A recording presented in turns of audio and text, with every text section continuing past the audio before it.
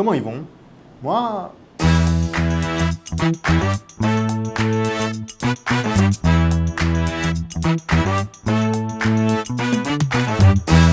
Ça va. Je suis actuellement à Anaheim, dans la banlieue de Los Angeles, et je suis là pour suivre les championnats du monde de Pokémon. C'est le 3e épisode de ma série. Les 2 premiers sont juste ici, si vous voulez aller les voir. Et quant à moi, en vrai, j'ai pas trop le temps, parce que dans quelques minutes, il faut que je sois au Pokémon Center. Et il me semble, je suis pas sûr, mais je crois que juste après, je vais aller tester en exclu le prochain jeu Pokémon. Allez, c'est parti, je vous emmène avec moi.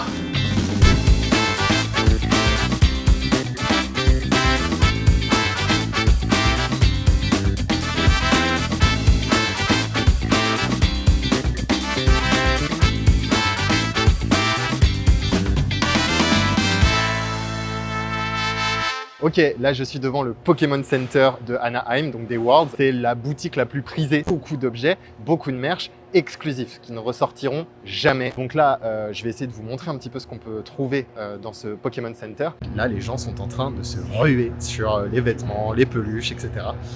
Donc on va se dépêcher, hein? Allez, go!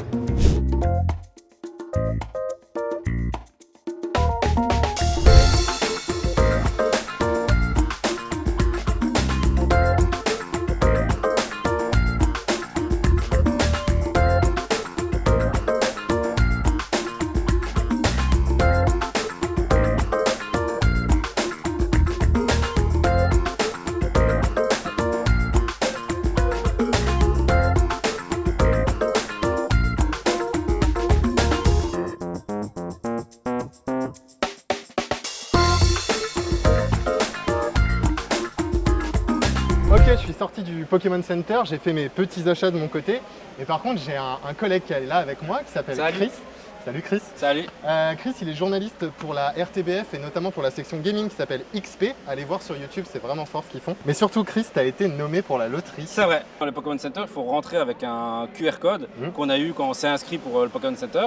Et ils font un tirage au sort. On était, je pense, une grosse centaine. Ouais, au moins, ouais. Une bonne centaine. Et donc, c'était sûr que j'allais pas être tiré au sort. Et ils m'ont tiré au sort pour avoir le jukebox. Donc j'avais pas envie de jukebox, j'avais pas besoin de jukebox, mais j'ai été tiré au sort donc j'étais tout content donc j'ai pris un jukebox. Sachant que le jukebox, on va vous le montrer, mais il est assez énorme. Ouais. Chris, il a fait 2-3 petits achats en plus. Il n'y a aucun monde où ça rentre dans la vie. Je n'ai aucune idée de comment je rentre, mais c'est un problème pour le mois dans une semaine. Le mois de maintenant n'a pas de problème, il est content, il a acheté des crasses. Mais le mois dans une semaine va moins faire le malin. Ouais, montre-nous un petit peu du coup. Bon déjà, ça, c'est un truc qui n'était pas du tout utile, mais c'est une planche de skateboard. Vous voyez la taille, ça rentre pas dans la valise. Dans l'avion, on ne sait pas comment ça va se passer. J'ai aucune idée. Et alors ça, donc ça c'est le jukebox. Ah, incroyable. Donc avec Rondoudou dessus. Ouais. Non, alors j'ai pas gagné à la loterie. J'ai gagné le droit de l'acheter. Voilà. C'est très mesquin. Moi, par exemple, si je le voulais, j'avais pas le droit de le prendre. C'est ça. C'est le skateboard exclu. C'est pas celui que Chris a acheté, mais il y a un skateboard exclusif. Pareil, j'ai pas eu le droit de le prendre parce que j'ai pas été tiré au sort. Après ça, on a été testé en exclu le prochain jeu de Pokémon, Pokémon Legends Zelda, qui sortira sur Switch le 16 octobre 2025. Moi qui n'ai pas joué au dernier jeu de la licence, j'ai plutôt bien apprécié le gameplay qu'on nous a proposé. Le jeu se passe à Paris et à la différence de la plupart des jeux Pokémon, cette fois on contrôle notre dresseur en dehors et pendant les combats.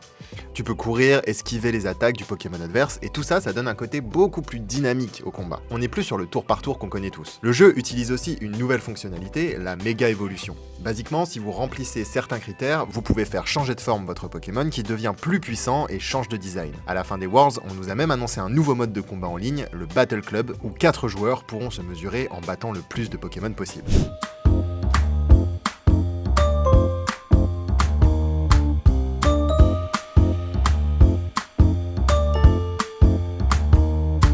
Ok, on est le vendredi, la compétition commence aujourd'hui. Actuellement, je suis sur place au centre de convention de Anaheim. Et la première chose que je peux vous dire, c'est que c'est énorme par rapport à Londres et à la Nouvelle-Orléans. On n'est vraiment pas du tout sur le même standing. Do you speak English? J'ai pas encore les chiffres d'affluence, mais il y a déjà énormément de monde. Moi, là, je vais me diriger à l'intérieur du centre de convention puisqu'il va y avoir la cérémonie d'ouverture qui va pas tarder à commencer. Donc normalement, il y a un tapis rouge, mais ça, vous l'avez déjà vu dans les 2 premières vidéos. Et va y avoir probablement un concert. On va aller voir ça et puis après, je pense qu'on visitera un petit peu parce que c'est vraiment énorme, quoi. Je sais pas si vous voyez là derrière moi. tout ça, c'est que des... Alors là, ici, vous pouvez tester la Switch 2. Et après, là-bas, je vais vous montrer, c'est que des food trucks. Et ensuite, plus loin, vous avez le building du Convention Center. C'est plutôt énorme, il n'y a pas grand-chose d'autre à dire pour l'instant. Allez.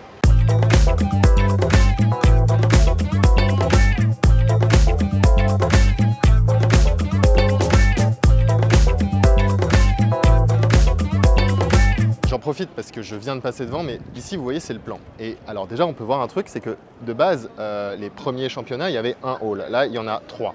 Bon, c'est déjà plutôt énorme. Mais le truc assez intéressant, c'est ça. Ça, c'est une première. Ça, c'est une première mondiale. Une arena pour la finale, qui aura lieu donc dimanche, dans 2 jours, qui va être totalement réservée pour ces finales. De base, tout se passe dans le même endroit. Donc, hâte de voir ça, hein.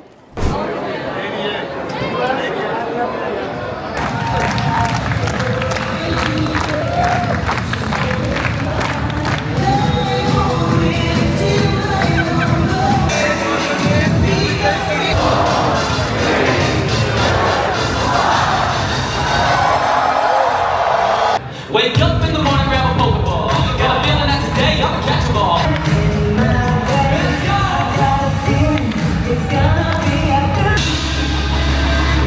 Let's go!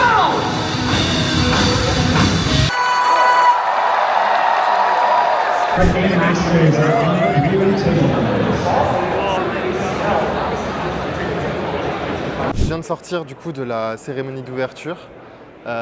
C'était pas mal quand même, c'était assez stylé, mais oh le monde, faut pas être claustro, hein. Là de toute façon la compétition a commencé, donc c'est beaucoup plus fluide puisque tous les joueurs sont actuellement assis en train de s'affronter. Je vais aller vous montrer ça. C'est la même organisation que les 2 premiers événements, 4 compétitions, Pokémon Go, Pokémon Unite, Pokémon Red et Violet.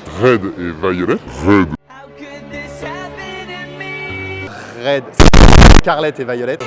J'ai pas fait l'erreur cette fois. Et bien évidemment le TCG, le TCG, le jeu de cartes, qui lui est divisé en 3 catégories, les juniors, les seniors, les masters, selon les âges. Voilà, ça ne change pas. Par contre, ce qui change, c'est tout ce qui se passe autour. Là, cette fois, comme je vous l'ai montré avant, il y a 2 autres halls en plus de celui de la compétition. Donc il y aura toutes les activités de côté que je vais aller vous montrer, mais je crois qu'il y a encore plus de choses à voir. J'ai même vu, je crois, un musée. Et là derrière moi, vous voyez, là c'est la Team Rocket. Voilà, donc on va encore voir pas mal de cosplay, ça va être assez stylé et je vais aller vous montrer tout ça. C'est parti.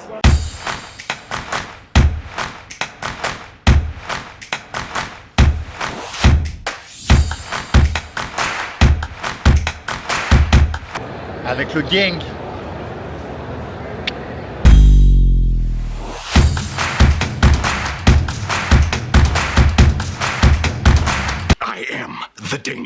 Là actuellement je suis dans le musée des Worlds de Pokémon. En fait, plus qu'un musée, c'est une rétrospective des dernières éditions, voire même de toutes les éditions des Worlds. Il faut savoir un truc, c'est que ces événements-là, ça fonctionne aussi pas mal à l'exclu. C'est-à-dire que quand les joueurs et les médias viennent, on leur donne des objets qui sont exclusifs à l'édition des Worlds à laquelle ils participent. Donc il y a des cartes, il y a des kits de bienvenue avec des sacs, des goodies, il y a aussi des peluches. Et tout ça, ça devient très rapidement des objets de collection. C'est très rapidement prisé par les collectionneurs, les joueurs, etc. Et là, le musée les a tous rassemblés pour les montrer au public. En plus de ces objets exclusifs, vous avez la rétrospective de tous les gagnants. Là, ils sont juste derrière moi. Là, vous voyez ici, ça c'est tous les tableaux des gagnants des derniers Worlds. Vous avez pareil avec les jeux vidéo et les consoles. Donc ça fait toujours plaisir de revoir la Game Boy Color par exemple. Enfin voilà, là on est sur l'arc nostalgique des Worlds. Et en fait, regardez, il y a pas mal de monde, hein. Je sais pas si vous avez vu, mais là Pikachu il vient de se prendre un vent énorme. Je suis trop triste pour lui. Vraiment, je suis trop triste pour lui.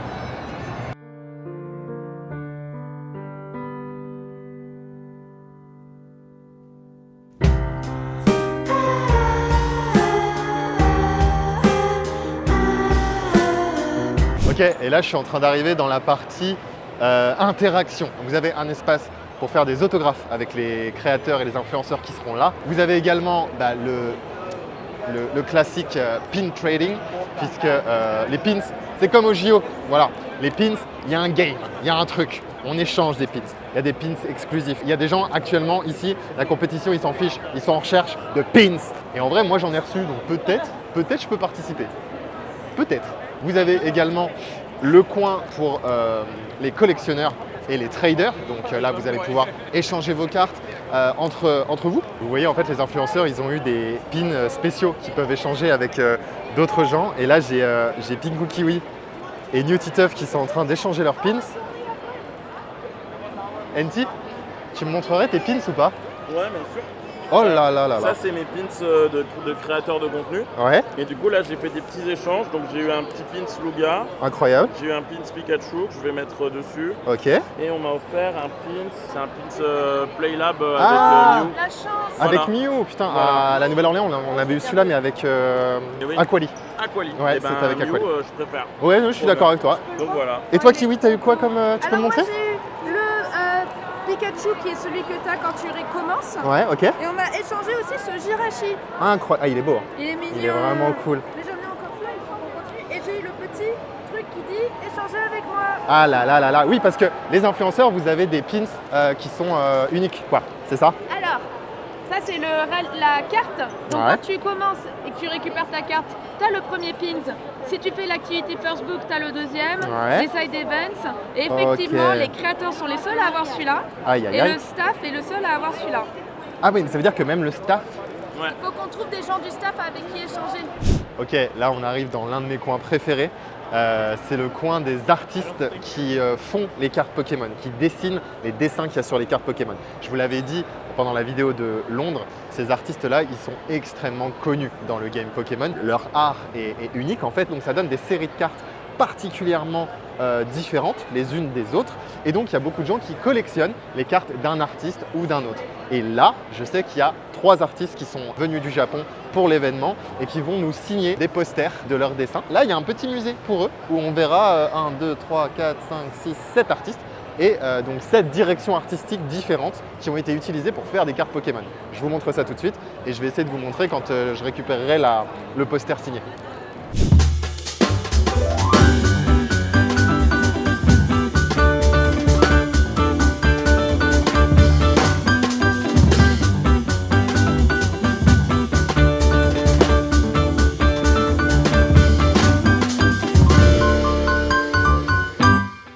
Actuellement, je suis dans une zone qui est dédiée à 2 extensions des cartes Pokémon, qui s'appellent Black Bolt et White Flare.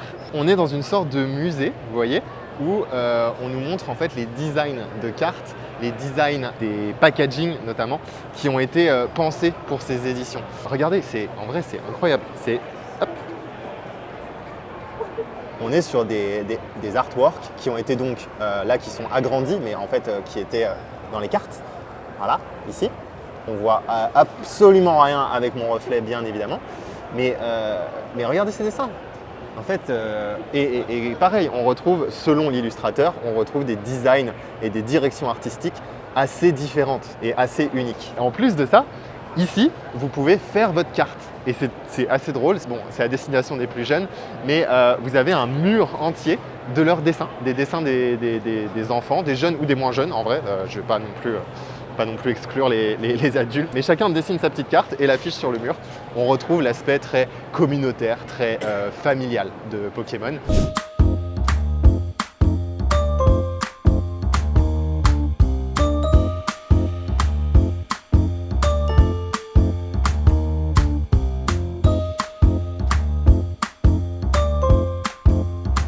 Yo, nouveau jour de compétition. Hier, je vous ai surtout fait visiter les différentes activités, tout ce qui a été mis en place au sein de la compétition et aussi autour de cette compétition.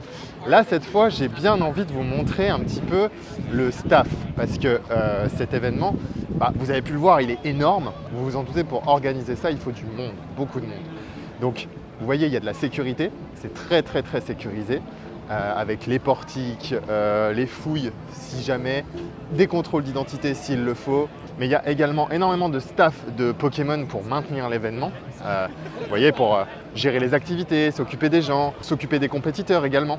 Alors moi du coup je vais essayer de vous montrer ça aujourd'hui et je vais essayer d'en interviewer quelques-uns si j'y arrive. Et souhaitez-moi bonne chance parce que ils sont très occupés, donc c'est pas facile de les avoir en one-one. On va essayer, tout pour la commu comme on dit. Ok, je suis avec Clotilde qui est donc professeure Pokémon, c'est ça? Oui, bonjour tout à fait. Clotilde. Bonjour. Comment ça va?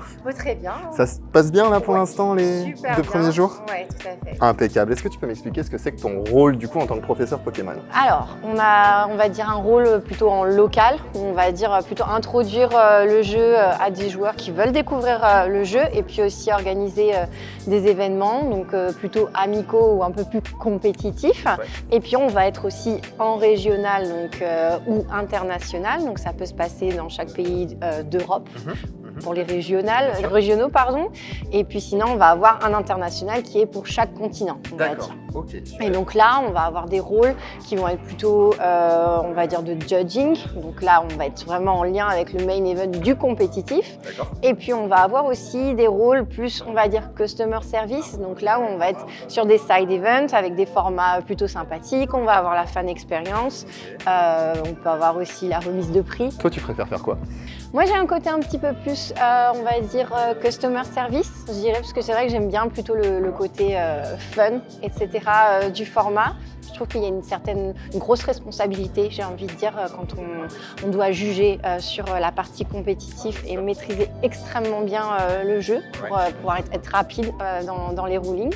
Moi, j'aime un petit peu plus quand même introduire aussi les formats alternatifs, faire que, par exemple, il y a les accompagnants, les parents, etc. découvrent l'univers Pokémon, aussi avec éventuellement les enfants qui sont dans le compétitif et qui font qu'un événement, ils vont en profiter autant que les enfants. Le dernier jour de compétition était réservé au final. Et comme je vous l'ai dit plus tôt, pour la première fois de l'histoire des Worlds, ces dernières avaient lieu dans une arena. J'y suis allé pour suivre les finales VGC sur Scarlet et Violet, et je peux vous dire que j'ai pas été déçu. Bon, déjà la scéno, c'était quand même pas mal. Un grand îlot central avec lumière, fumée, pyrotechnie, écran géant et sol en LED, on peut dire que ça en jetait. Ensuite, bien que l'arena soit super stylée, elle reste plutôt petite. Pour une arena, hein, on se comprend. Mais justement, c'était trop bien, parce qu'on était proche des joueurs. Niveau compétition, on a assisté à 2 belles batailles. Chaque move un peu stylé était ovationné par la foule, et je pouvais pas m'empêcher de me mettre à la place des joueurs. Surtout eux là, les finalistes juniors. Parce que pour être classé junior, il faut être né en 2013 ou après, c'est-à-dire avoir 12 ans ou moins. Vous imaginez un enfant de 12 ans catapulté là? Personnellement, j'ai 27 ans et j'aurais probablement fait un malaise vagal ou alors j'aurais détruit ma performance sous le coup du stress. Mais eux, non. Ils sont restés imperturbables, du moins en apparence, et ils ont mené leur combat comme des chefs. Entre les matchs, on a eu droit à des lancers de t-shirts, et moi, j'en ai pas eu. À la toute fin, après la remise des trophées et un super concert réalisé en partie par un orchestre symphonique, est venu le moment tant attendu pour la plupart des fans, les annonces. Elles ont été données par Tsunekazu Ishihara, ni plus ni moins que le PDG de The Pokémon Company. L'un des papas, quoi. Après tout ça, l'événement a pris fin et on est tous sortis, comme on était rentrés 2 jours plus tôt, sous les applaudissements des membres du staff. Ça y est, je viens de sortir des finales des Worlds. L'événement est terminé. Il y a eu son lot d'annonces à la fin de l'événement par le PDG de Pokémon en personne, s'il vous plaît. Que dire? Bon, déjà, vous l'avez vu, c'est sans commune mesure avec les 2 autres événements que j'ai couverts dans l'année, avec une organisation plutôt folle, plutôt monstre. On sent qu'il y a les championnats internationaux, donc Londres et la Nouvelle-Orléans, et il y a les Worlds. La fin des Worlds 2025, ça sonne aussi la fin de la saison 2025, qui reprendra donc à partir de septembre prochain, avec des championnats régionaux, puis d'autres championnats internationaux, et ainsi de suite. Les Worlds 2026, ce sera à San Francisco. Malheureusement, je n'y serai pas. Cet épisode, c'est le dernier de la série Pokémon 2025 que j'ai réalisé. J'espère qu'elle vous a plu, cette série. Si jamais vous n'avez pas vu les 2 premiers épisodes, n'hésitez pas à aller la voir. Il y a des angles différents.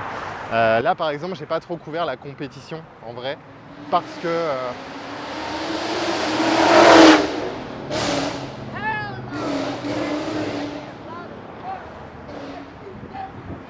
Les États-Unis, je suppose.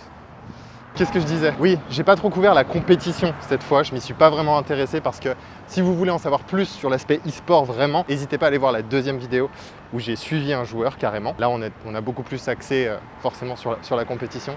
Là, c'était un petit vlog, c'était pour vous montrer vraiment la différence avec les autres championnats. Voilà, petite vidéo plutôt légère en vrai. J'espère que ça vous a plu. Je vous remercie de l'avoir suivi. Et puis bah, je vous dis à la prochaine pour une autre vidéo sur un sujet tout à fait différent. Cette fois, on parlera pas de jeux vidéo finalement. Je vous spoil pas, mais vous verrez. Allez, ciao!